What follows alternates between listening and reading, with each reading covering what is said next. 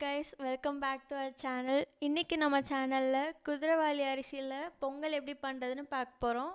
வாங்க பார்க்கலாம்.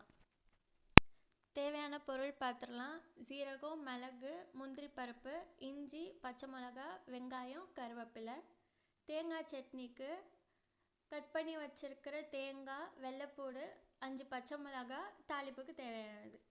அரிசியை ஏற்கனவே ஊற வச்சு எடுத்துக்கலாம். ஒரு குக்கரில் தேங்காய் எண்ணெய் ஊற்றிக்கலாம். அப்படியே கீயும் ஆட் பண்ணிக்கலாம். எடுத்து வச்சிருக்கிற மிளகு, ஜீரகம், கேஷ்யூ நட்ஸை ஆட் பண்ணிக்கலாம். கட் பண்ணி வச்சிருக்கிற இஞ்சி ஆட் பண்ணிக்கலாம். கூடவே பச்சை மிளகாவையும் ஆட் பண்ணிக்கலாம்.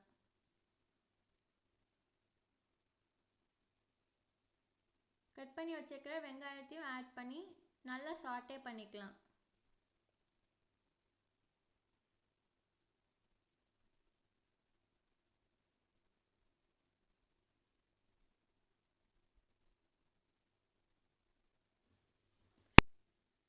வெங்காயம் நல்லா வதங்கின அப்புறம் தேவையான அளவு பெருங்காயத்தூள் ஆட் பண்ணிக்கலாம்.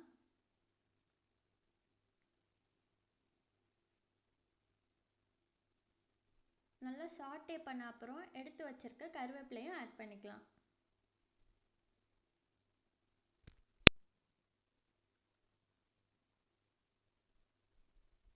ஒன்றரை கிளாஸ் அரிசிக்கு 4 கிளாஸ் தண்ணியை ஆட் பண்ணிக்கலாம்.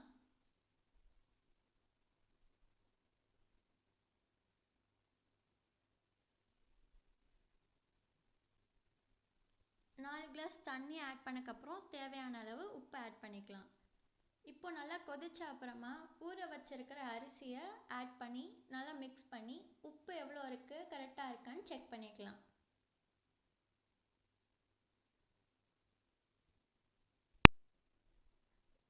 கொதிச்ச அப்புறமா குக்கர் மூடி போட்டு 4 விசில் விட்டு எடுத்துக்கலாம். 4 விசில் வந்ததுக்கப்புறமா ஓப்பன் பண்ணி பார்க்கலாம். பார்த்தாலே தெரியுது நம்ம ஊற்றிருக்கிற எண்ணெயெல்லாம் நல்லா மிதந்து ரொம்ப சுவையாக ரெடியாக இருக்கு. அருமையான பொங்கல் ரெடி. இப்போ வாங்க தேங்காய் சட்னி எப்படி பண்ணுறதுன்னு பார்க்கலாம். ஒரு ஜாரில் கட் பண்ணி வச்சிருக்கிற பூண்டு, பச்சை மிளகாய், தேங்காய், நிலக்கடலை, உப்பு இது எல்லாமே ஆட் பண்ணி அரைச்சி எடுத்துக்கலாம். இப்போ ஒரு வாணலியில் எண்ணெய் ஊற்றி கடுகு, உளுந்தம்பருப்பு ஆட் பண்ணிக்கலாம்.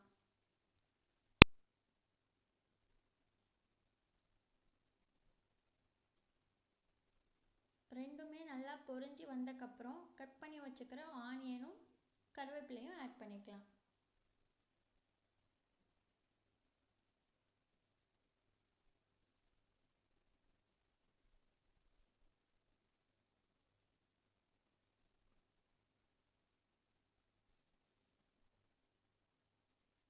ஒரு வத்தலை 2 கிள்ளி ஆட் பண்ணிக்கலாம். பொன்னிறமாக வதங்கின உடனே ரெடி பண்ணி வச்சிருக்கிற சட்னியில் ஆட் பண்ணிக்கலாம்.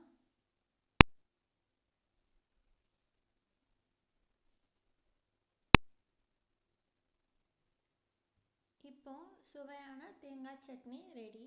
இன்னைக்கு இந்த வீடியோவில் நம்ம குதிரைவாலி அரிசியில் பொங்கல் மற்றும் தேங்காய் சட்னி எப்படி பண்ணலான்னு பார்த்துருக்கோம். இந்த ரெசிபி எப்படி இருக்குன்றதை ட்ரை பண்ணி பார்த்துட்டு கமெண்ட் பண்ணுங்கள்.